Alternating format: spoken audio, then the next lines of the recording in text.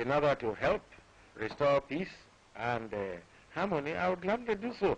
I've been doing that all my life, and even when I was in the country before coming here, and when the Constitution was in force, assuming the Constitution has been abrogated now, when it was in force, I'm supposed to be a constitutional head of state, and I'm referred to as other constitutional heads of state as father of the country. And we have proved that an opposition can exist in Africa and also succeed.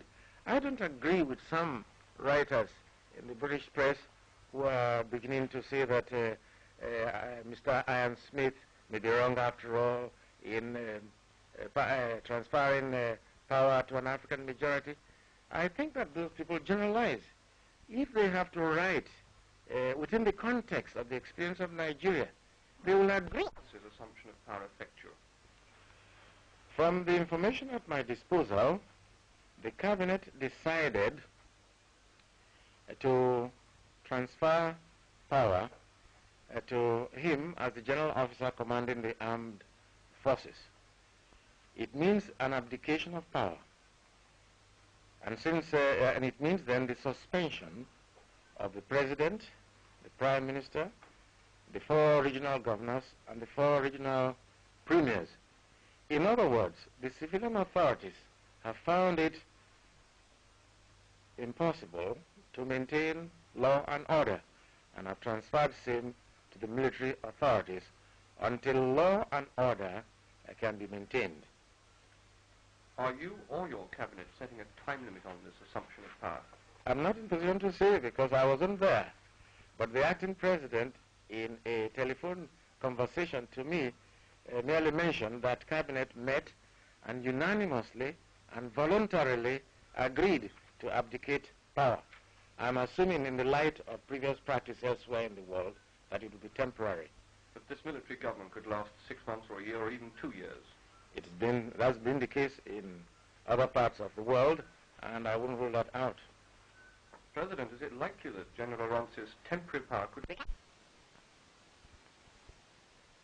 Minister Sir Albert Magai last week in Lagos, he said, or he led me, and those who think like me, to believe that Britain could not have used force because of reasons of logistics.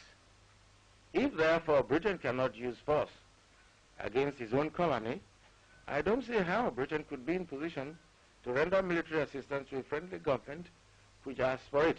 This is purely academic, of course, because the British government can always decide to do what they like. But I feel that since African states felt annoyed at the inability of the government to use force in Rhodesia for logistical reasons, it would be very embarrassing to the present government to do so in view of the fact that some African states had already broken relations from Britain on that reason. Can I put it another way, yes, President? But if the Nigerian cabinet or General Ironsi invited British military troops to aid pro this coup or mutiny, yes, would this be acceptable to you?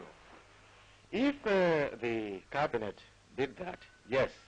If General Ironsi did that, I'm not in position to say anything because he's in charge, he's in control, and he is in position to decide what to do in the circumstances. It's possible he had insufficient force or sufficient weapons, and like a soldier, he felt that's what he should do. But I've only pointed out the embarrassing situation to Britain in view of this delicate issue on Rhodesia. Some of us feel very strongly about it, and when we had the explanation given, well, we thought it might be the answer, logistics, but it's strange that a country as powerful as Britain is not in position to do so to a crown colony which enjoys internal self-government. This unrest now has been going on for many, many months. Can you see it ending in a breakup, a complete breakup of the Federation? Well, it's unfortunate to reply to this question, but you have based it on facts.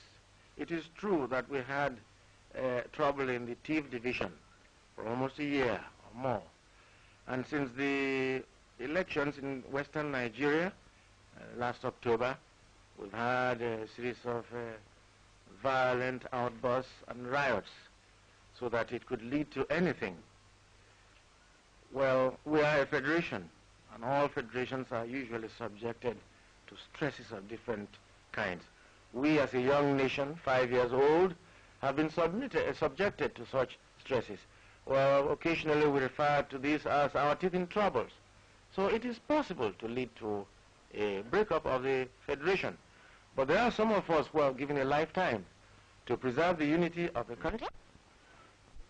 Is it all right, Mr. Duffy? All right now. Your Excellency, do you think that this will be the end of the Nigeria as we see it at the moment? You don't need a reply. Your Excellency, how soon do you intend to go back to Nigeria? In what way do you think you can help now that General Ironsi has abolished the office of President?